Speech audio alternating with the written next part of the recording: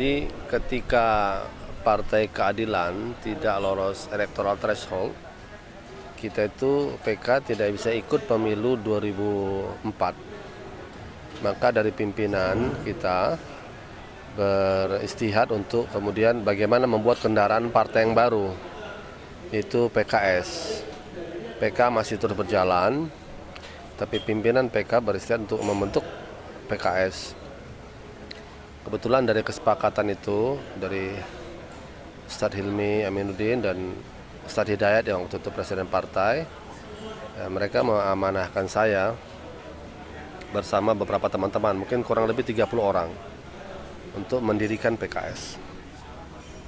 PK-nya terus tetap berjalan. Kita mendirikan PKS itu tahun 2002 kita dirikan.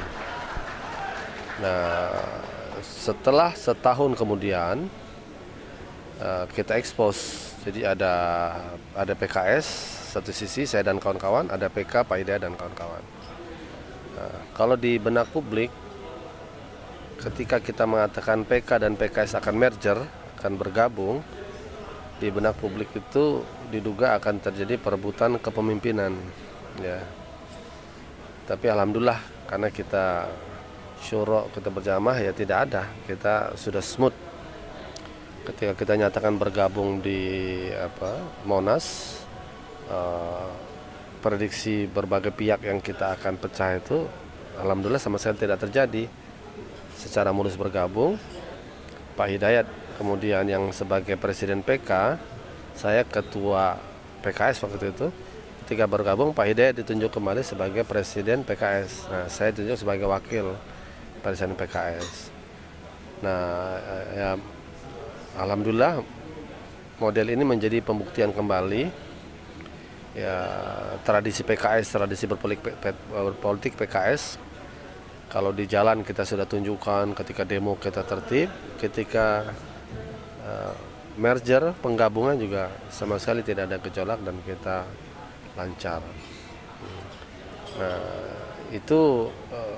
Itu pelajaran kedua. Pelajaran ketiga adalah apa yang mungkin terjadi terakhir dari LHI ke Ustadz Anies Mata, ya.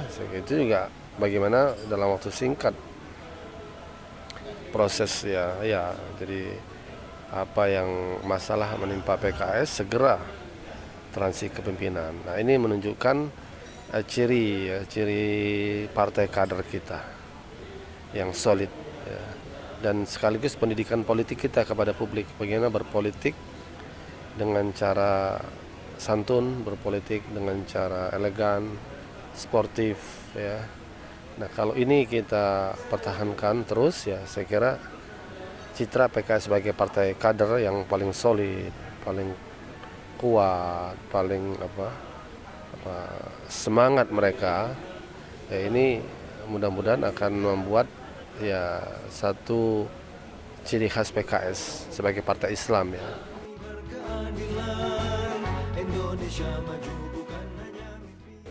Terbukti soliditas kita juga digemari oleh berbagai partai lain. Kalau ada pilkada, mereka banyak sekali yang mencari kita sebagai mitra mereka. Ya, ini sudah menjadi citra umum hampir di seluruh provinsi. Mitra koalisi yang paling mereka senangi kita. Kenapa?